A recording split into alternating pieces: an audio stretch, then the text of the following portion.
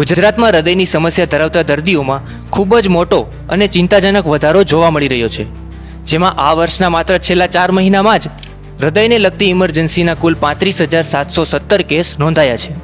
આ આંકડો એટલો મોટો છે કે રાજ્યમાં પ્રતિ દિવસ સરેરાશ 298 દર્દીઓ અને દર કલાકે સરેરાશ 12 લોકોને હૃદયની સારવાર લેવાની નોબત આવી રહી છે. 108 ઇમરજન્સી સેવાના આંકડા મુજબ ગયા વર્ષના પ્રથમ 4 મહિનામાં નોંધાયેલા 30,938 કેસની સરખામણીએ આ વર્ષે હાર્ટ ઇમરજન્સીના કેસોમાં સીધો 15% વધારો થયો છે.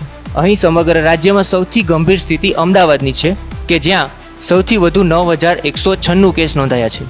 એટલે કે રોજના સરેરાશ 76 દર્દીઓને હોસ્પિટલમાં દાખલ કરવા પડી રહ્યા છે. તેમજ આ યાદીમાં અમદાવાદ બાદ 2,734 કેસ સાથે સુરત બીજા નંબરે, 2,063 કેસ સાથે રાજકોટ ત્રીજા અને 1,809 કેસ સાથે વડોદરા ચોથા નંબરે છે.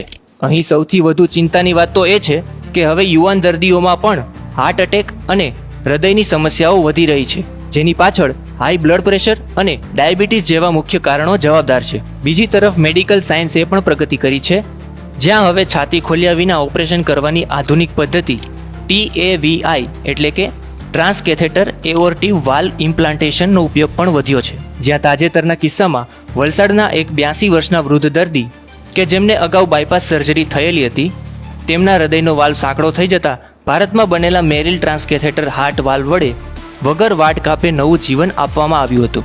ખરેખર હૃદયના જોખમથી બચવા માટે ડેલી લાઇફસ્ટાઇલમાં સંતુલિત આહાર લેવો અને દરરોજ 30 મિનિટ કસરત કે વોકિંગ કરવું ખૂબ જ જરૂરી છે. આ સાથે જ સિગરેટ, પાન મસાલા અને માનસિક સ્ટ્રેસથી દૂર રહેવું અને હાઈ બ્લડ પ્રેશર તેમજ ડાયાબિટીસ જેવા રોગોનું નિયમિત ચેકઅપ પણ કરાવવું જોઈએ.